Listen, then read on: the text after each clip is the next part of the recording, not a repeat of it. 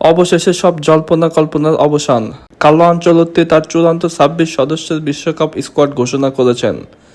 আর সেই স্কোয়াডে জায়গা পেয়েছেন ব্রাজিলের সুপারস্টার নেইমার জুনিয়র। হ্যাঁ, ঠিকই শুনছেন। ইনজুরি আর ফিটনেস নিয়ে হাজারো প্রশ্নের পরে শেষ পর্যন্ত কোচ ভরসা রাখলেন নেইমার জুনিয়রের ওপর। গত কয়েক মাস ধরে নেইমারের ইনজুরি নিয়ে ছিল অনেক অনিশ্চয়তা। কেউ বলছিলেন তিনি হয়তো স্কোয়াডে থাকবেন না, আবার কেউ বলছিলেন বেঞ্চ প্লেয়ার হিসেবে হয়তো তাকে রাখা হবে। কিন্তু সবকিছু উল্টে দিয়ে কার্লো আনচেলত্তি দেখালেন তার আসল সিদ্ধান্ত, বড় মঞ্চে বড় খেলোয়াড়ই দরকার। সূত্র অনুযায়ী নেইমার জানিয়েছিলেন তিনি দলের যে কোনো সিদ্ধান্ত মেনে নিতে প্রস্তুত, শুরুর একাদশে না থাকলেও তার কোনো আপত্তি নেই। এই মানসিকতাই হয়তো তাকে জায়গা করে দিয়েছে এই গুরুত্বপূর্ণ স্কোয়াডে। এখন প্রশ্ন একটাই, নেইমার কি পারবে তার নিজের পুরনো ফর্মে ফিরে এসে ব্রাজিলকে এনে দিতে বহু প্রতীক্ষিত বিশ্বকাপ? ফুটবল বিশ্ব এখন তাকিয়ে আছে শুধু নেইমার জুনিয়রের দিকে।